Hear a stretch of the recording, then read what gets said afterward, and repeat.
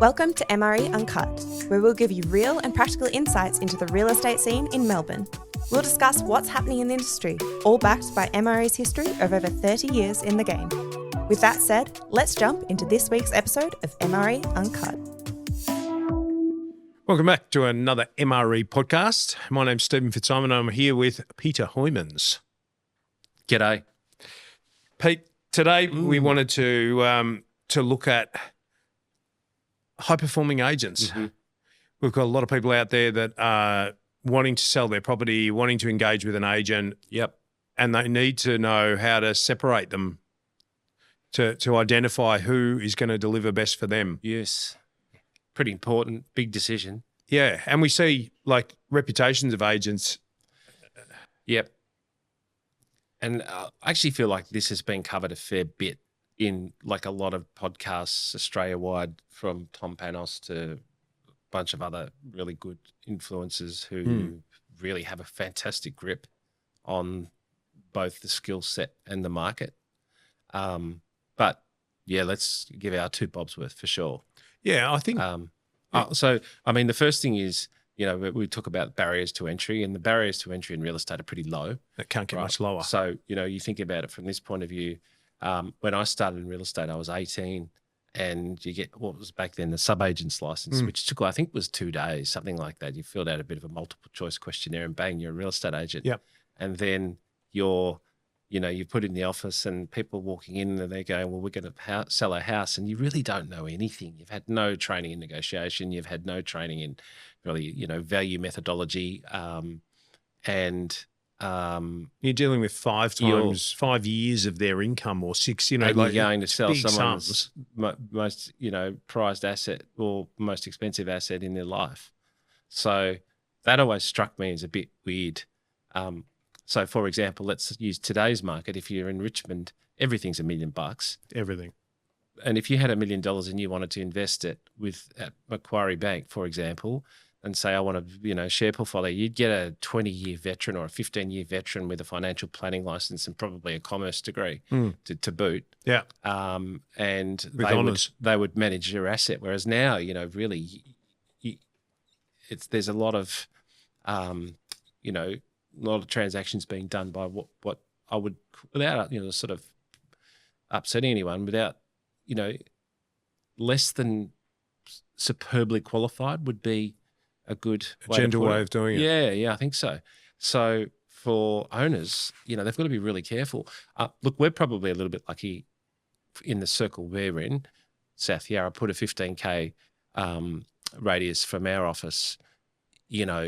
Most of the agents, the big agents, the competitors, all, you know who they are in Melbourne. Yeah. They're very professional. I mean, the agency professionalism's gone through the roof in the last 10 years. And I think in those areas, the poor performers have sort of died out. I think the really old, very, shady agents that still have the old sign written sort of, I don't want to cast dispersions on anyone, but no, they've largely, a lot of them seem to have, dissipated or been consolidated. I think there's a fair bit of that going on. Yep.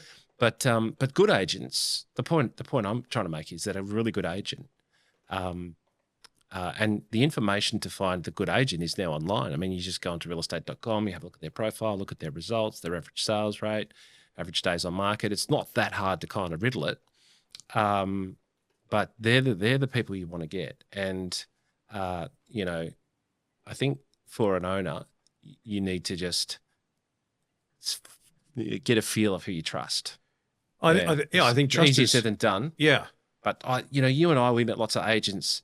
You can, the bullshit radar is not that hard to pick. No, but I don't think. I don't know if that's because we interact with a lot more people for the first time than a lot of people do. If you've got a family group and a network of friends, yes, and you work in a position where you interact with the same people every day, you may not have that exposure to people trying to sell you stuff. Yeah. I reckon there's a couple of red flags though. Like, so if you're an owner, first thing is, if the agent is offering to cover advertising, I think that's a no-no. I mean, I think you just don't go there because I would argue, how can the agent be impartial on the price of the home that's being achieved if they're worrying about a $10,000 or $15,000 impairment because if they don't sell the property, they may not get paid for the advertising. So pay for advertising.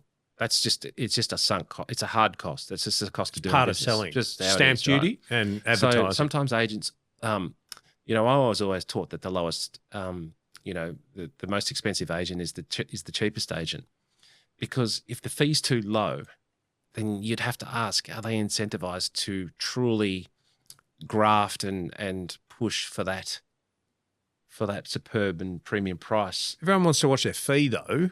Like, so 100%, yeah, but is there a way to negotiate a structure or a you can do tiered structure in Victoria, yeah, where you can have a kicker. Some of the agents embrace that. We don't really do it much. I think depends if the market's rising. Like if the market's rising, a tiered structure works for the agent. If you're in the 5 million plus market, yeah, a good agent, yeah, and there's so many of them now, good guys who've had and girls as well, with a decade of experience, and that they could be.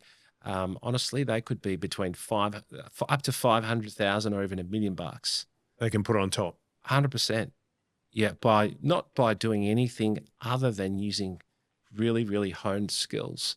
I was listening to a really great negotiation that Michael Osh did recently. Now he's an operator. That guy. There's no two ways about that. Yeah. And it was a very transparent process that he ran.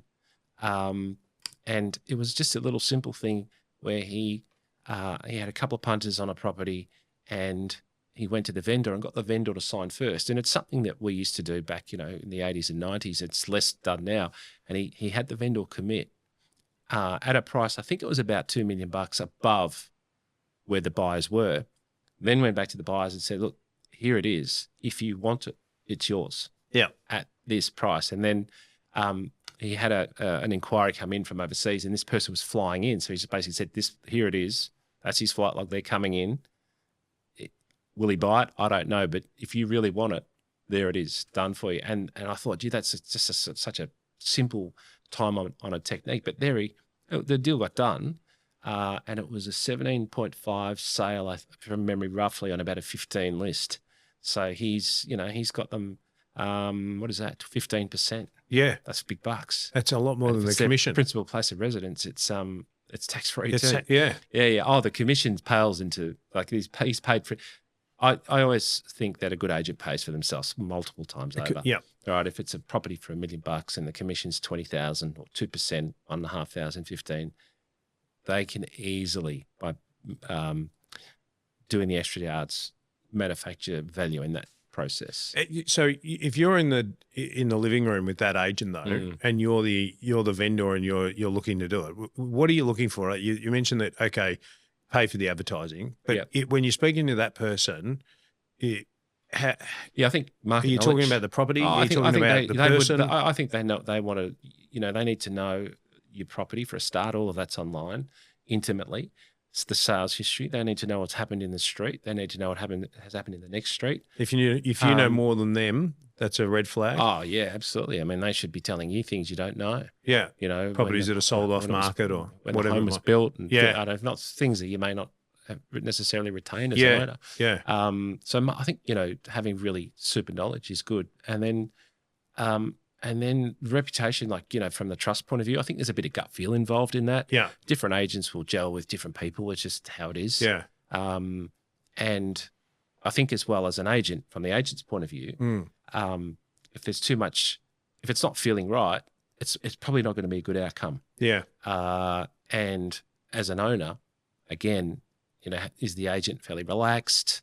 I mean, I love Matty Steinway's approach. He always talks about if the frequency isn't right, we don't do, I don't worry about it. And I love it because it's sort of like if you go in desperate, or if you go in under pressure to hit your target for the quarter or the month, whatever it might be, I reckon you can smell it. Yeah, well, Panos talks about commission breath.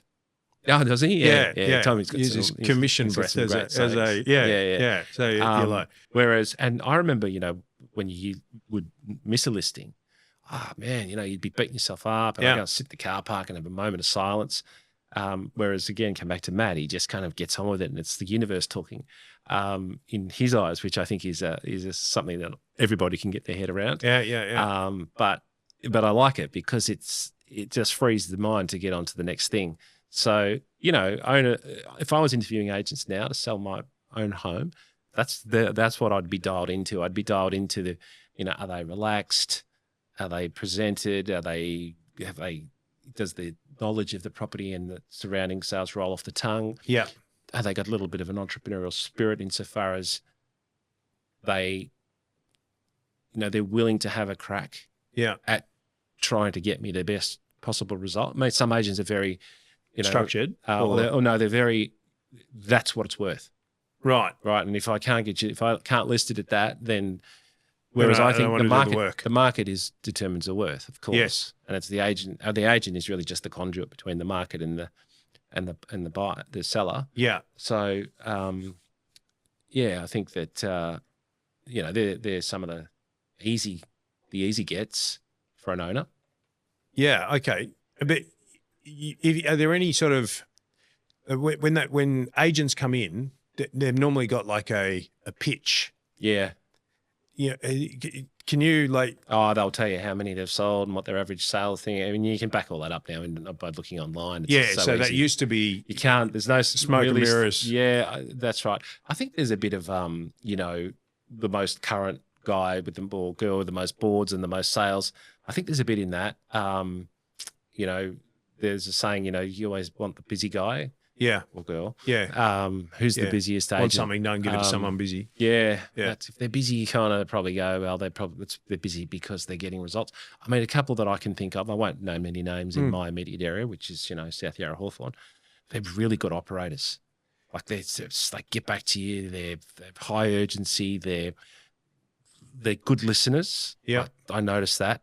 I think so training has really gone through the roof since my superhero of real estate, Johnny McGrath, started in the mid-90s. Yeah.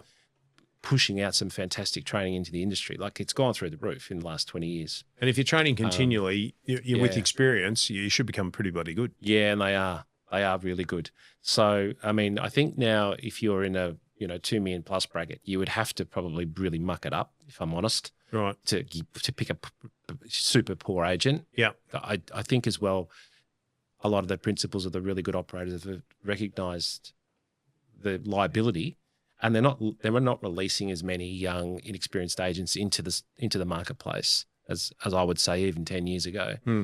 You've really got to serve your time. I saw one post recently. I think it was at Bressick Whitney. It was somebody who just become promoted to a sales agent after 7 years. Yeah. Well, it was some extraordinary in a amount of team time for that long before they run their own. That never used to be the case. Do you have an opinion on the sales team? When a director comes in and does the listing for you, and you're then expecting to have that director, handling the sale, but it ends up being his junior assistant who's there on Saturday and Thursday. Yeah, that's a good question because that's a lot of them. I mean, if you look at the listing agent online, and then you go to the open, the listing agent quite often isn't there. They can't be everywhere. So then I think you ask yourself the better question, which is, are they in the background still adding value? Does the listing agent really need to be on the door for every open? I think it depends a little bit on the property, and it depends a bit on the vendor, what the service levels are. I think other people would understand that person is going to capture data, names, numbers, and then the agent at the point in time where it gets serious, he's going to step in. Of course, they always do. Yeah. So I'm not sold that that's a problem. Right. I think it's okay. Yeah, because as long as they're playing a role. Again, if I think about some of the teams that I've had dealings with in our area that are not us, teams of between 4 and 7. So you got a lead agent, then he's got a buyer's, concierge, and then a listing assistant, admin and marketing. The teams are trained. Yeah, that's I think the key thing. Like if you create a team and you've just roped a few people together, and they're crunching deals with the buyers, and they might not be asking them the right questions, and then you've got the director or whoever it was that signed it up for you, then you might be in a bit of trouble. Yeah. But when you've got an established team that's been working together, they're so going through opens machine. Again, like recently, so in 224, been through, 20, 30 opens. everything from 700K apartments to $5 million houses, and had interactions with these teams. Yep. And been overwhelmingly pretty impressed with the professionalism and the transparency. Importantly, I think now everyone realizes it's like a bit hard to, spin too much, because it's there's so many things online. We've got CoreLogic, RP Data. Realestate.com. Realestate.com. Like their data is, you can't even get your head around it all. Yeah, if you want to know what something's sold for, you can find it. Yeah, so I have noticed that. So I think, how do you pick the best agent? Bit of personal choice. Is it someone you know? That's always a good one. I don't mind that. Like, if it's when someone you went to school with, or someone you know, or someone that's recommended, okay, makes it a bit hard for them if they bugger it up. Yeah, okay. Because so it's not you, it's them. Yeah. So they're breaking that relationship. And if you break a relationship, everyone hears about it. Well, you think about it when we refer a piece of business to an agent, whether that's, let's say, for sale or auction, I'm always super careful who I refer. Oh, yeah, you don't want to because you go, shit, if they muck that up, that's going to come back on me. Yeah. And so actually that shrinks the list pretty quick. Yeah. So I think as well in Melbourne, a lot of the school network type of thing dictates who people use. Yeah. I reckon there's a pretty good reason for that, and that is the trust that comes with knowing someone who knows someone. Yeah. So fundamentally, it's trust, trust and training. Yeah. Trust, training, transparency. There you go. 3 T's. 3 T's. I like it. Yeah. Well, look, it's a huge subject. It's a really important one, because it's the difference for a lot of people in getting the right result. That can be $500,000 at least. Keep going. And it's also the difference for a buyer to have a good experience as well, because let's not forget about buyers. We want them to have good experience. And I think, my experience, the best scenarios are when it's a win across the board. The vendor gets a good result. The buyer's happy. They get the property they want. The agent's done a very nice job of keeping everyone happy and being transparent, no underhanded stuff. Smooth communication. They're all wins. Yeah. A lot of that happening in the market. Yeah. Yeah. Yeah. Probably a wrap for now. Done. Good, mate. Thanks for the questions. No problems, Pete. Righto. Cheers.